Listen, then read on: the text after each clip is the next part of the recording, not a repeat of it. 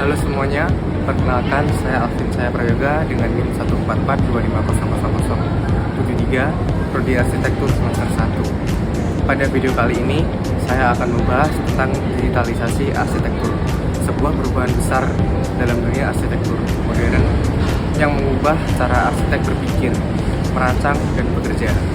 Perkembangan teknologi digital saat ini tidak hanya mempengaruhi dunia industri dan komunikasi, tetapi juga bidang arsitektur. Melalui digitalisasi, proses perancangan dan pembangunan menjadi lebih cepat, efisien, dan tentunya lebih inovatif. Bagian 1, pengertian digitalisasi arsitektur. Digitalisasi arsitektur dapat diartikan sebagai penerapan teknologi digital dalam seluruh aspek kegiatan arsitektur, mulai dari perencanaan, perancangan, analisis, hingga manajemen pembangunan. Tujuan utamanya adalah untuk meningkatkan kualitas desain, mempercepat proses kerja, dan menciptakan hasil yang lebih presisi serta berkelanjutan. Dengan kata lain, digitalisasi arsitektur bukan hanya sekedar menggambar dengan komputer, tapi juga bagaimana teknologi menjadi bagian dari cara berpikir dan bekerja arsitek masa kini. Bagian 2, latar belakang. Seiring kemajuan komputer dan internet, banyak software dan sistem digital dikembangkan untuk mendukung dunia arsitektur. Contohnya adalah Computer Aided Design (CAD), Building Information Modeling (BIM), Parametric Design, dan bahkan teknologi virtual reality atau VR, serta Artificial Intelligence (AI). Semua teknologi ini membantu arsitek dalam mengoptimalkan desain, memvisualisasikan proyek secara realistis, dan berkolaborasi lebih efektif dengan berbagai pihak. Bagian 3, digitalisasi dalam bidang arsitektur. Digitalisasi dalam bidang arsitektur memiliki cakupan yang sangat luas. Fokusnya adalah pada penerapan teknologi digital di semua aspek profesional arsitektur, mulai dari manajemen proyek, dokumentasi, koordinasi, hingga konstruksi bangunan. Contohnya, penggunaan BIM memungkinkan seluruh tim proyek, arsitek, kontraktor, dan insinyur bekerja dalam satu model digital yang sama. Semua perubahan yang dilakukan pada desain akan otomatis diperbarui dalam sistem, sehingga meminimalkan kesalahan di lapangan. Selain itu, teknologi seperti 3D scanning, digital twin, dan smart building system juga digunakan untuk membantu dan mengelola bangunan setelah selesai dibangun. Artinya, digitalisasi di bidang arsitektur tidak berhenti di tahap desain saja, tapi berlanjut hingga tahap operasional bangunan. Bagian 4, penerapan digitalisasi dalam arsitektur. Dalam praktiknya, digitalisasi diterapkan pada berbagai tahap pekerjaan arsitektur, antara lain tahap konseptual arsitek, menggunakan software digital untuk membuat ide awal, bentuk massa bangunan, dan studi tapak secara tepat.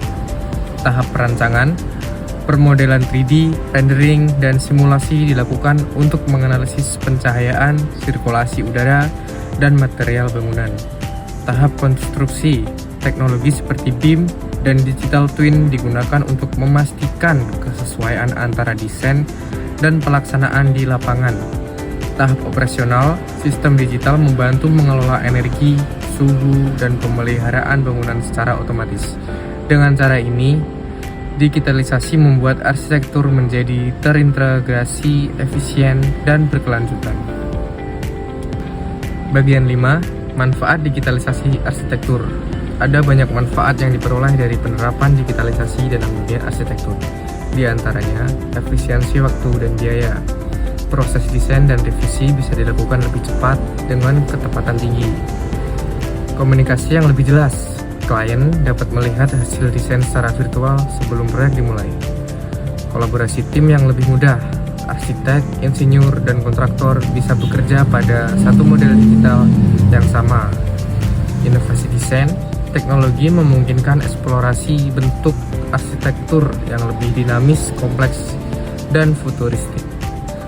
Keberlanjutan, melalui simulasi energi dan analisis material, digitalisasi membantu menciptakan bangunan yang ramah lingkungan. Digitalisasi bukan hanya mempermudah pekerjaan arsitek, tetapi juga meningkatkan kualitas hasil karya yang dihasilkan. Bagian ke-6, tantangan dalam digitalisasi arsitektur.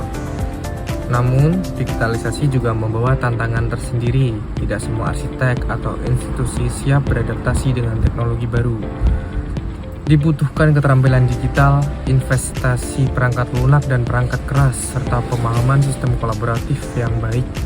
Selain itu, muncul juga isu terkait keamanan data desain dan kebutuhan untuk menjaga nilai-nilai artistik dan humanis dalam arsitektur agar tidak sepenuhnya tergantikan oleh algoritma komputer. Bagian 7, penutup dan kesimpulan.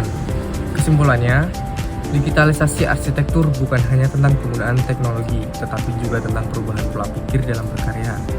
Arsitek masa kini dituntut untuk lebih adaptif, kreatif, dan peka terhadap perkembangan digital, agar terus menciptakan desain yang relevan di masa depan. Dengan memanfaatkan digitalisasi secara bijak, kita tidak hanya membangun bangunan, tapi juga menciptakan masa depan arsitektur yang lebih efisien, inovatif, dan berkelanjutan. Terima kasih sudah menonton, semoga video ini bermanfaat dan menambah wawasan kita tentang dunia arsitektur digital. Sampai jumpa di video berikutnya. Sampai jumpa kawan-kawan.